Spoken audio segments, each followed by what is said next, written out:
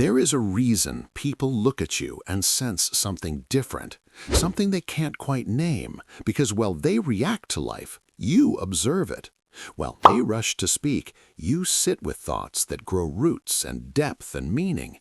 And this quiet intensity makes others curious, even uncomfortable, as if you can see beneath their words. And psychology says that minds like yours operate on a deeper frequency, a frequency most people never learn to hear.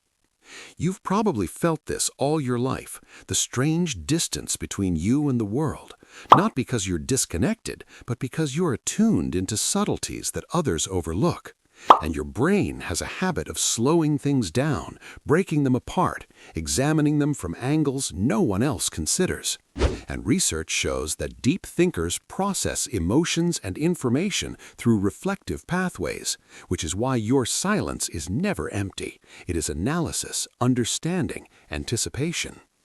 One of the most defining parts of your mind is the way you drift inward and sift through layers of details that others dismiss. Your thoughts don't stop at the surface. They sink like stones into the deeper part of the lake where clarity lives.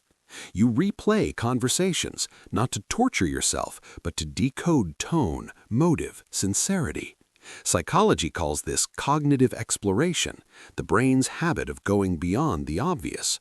And you do it naturally, which is why people sometimes feel exposed around you, as if you hear what they didn't say.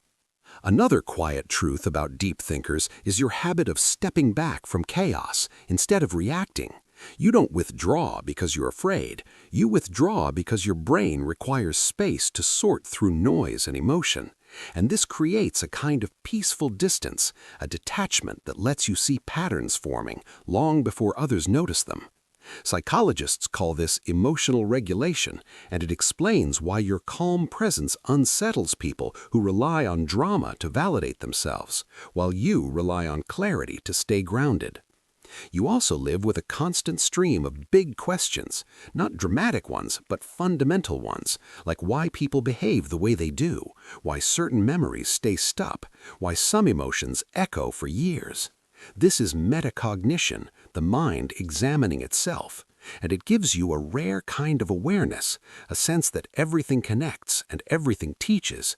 And while others chase distraction, you chase meaning, which is why entertainment rarely satisfies you and conversations without depth feel draining.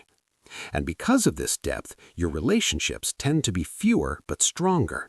You don't bond quickly, you bond intentionally. You connect with people who think slowly, feel deeply, and speak honestly.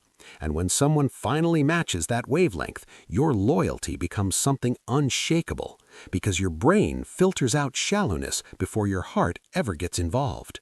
Research shows that deep thinkers form selective but long-lasting attachments, and you feel that truth every time you choose solitude over superficial company. Through all of this, you carry a quiet heaviness and a quiet gift. The heaviness is being misunderstood. The gift is seeing what almost no one else sees. And if you've ever wondered why your mind refuses to live on the surface, it's because you were never meant to. You were built for depth, reflection, truth, and awareness. And if this felt like someone finally put your inner world into words, then stay close, because there is so much more to uncover, and your mind deserves to be understood, not judged.